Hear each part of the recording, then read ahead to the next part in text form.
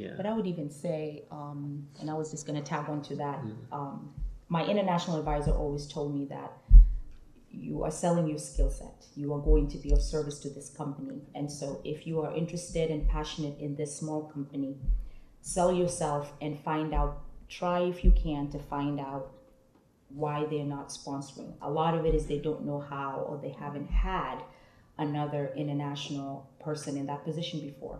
I actually went through the same thing in my journey because in administrative positions in the United States, in my office, they had not done that before.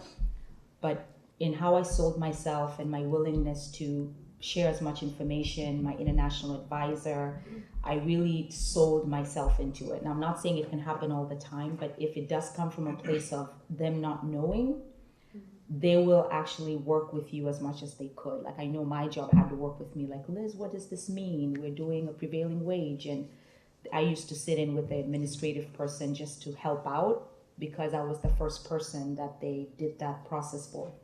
So I guess maybe the only reason I'm sharing this is because I don't want you guys to limit yourselves. You know, you gotta try, but also it's okay if they say no, that they're not able to, but it's also okay for you to try.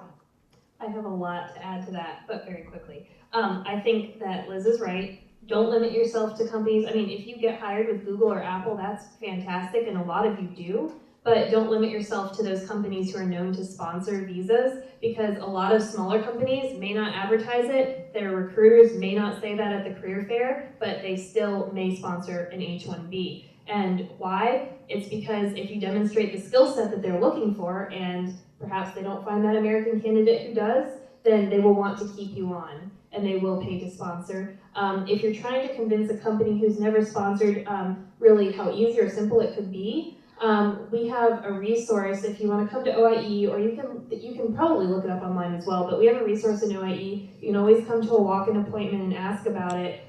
Just a very short 3-page guide on what an employer should know when sponsoring or when hiring an international student. And it's a very short thing. You can memorize an elevator pitch just like you would for an interview, but memorize an elevator pitch about these are the requirements for sponsorship, and this is all you would need to do, and I'm happy to talk to you about it in more depth.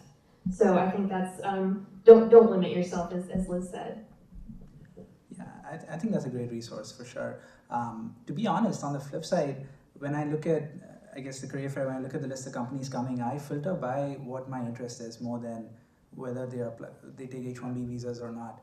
I mean, if something matches with a company that does not, then I just move on. So I try not to focus on that too much. Honestly, it is a lottery process. There's nothing much you can do about it.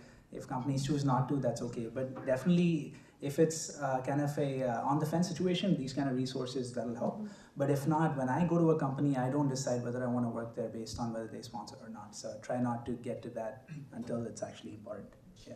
Yeah, and that's kind of good too, because remember, it's not just the company who's hiring you, but you're interviewing them as well. Like it's a two-way street, and you don't want to work for a company that's either not going to value you or pay you what you deserve, that is a competitive salary that Americans might be making. You want to get the best deal possible because you're worth it.